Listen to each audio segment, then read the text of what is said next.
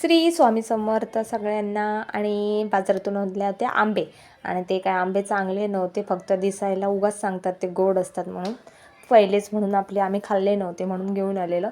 आणि असं काही जेवण होतं, मसूरची आमटी, कारल्याची भाजी, आंबे, भाकरी आणि भात.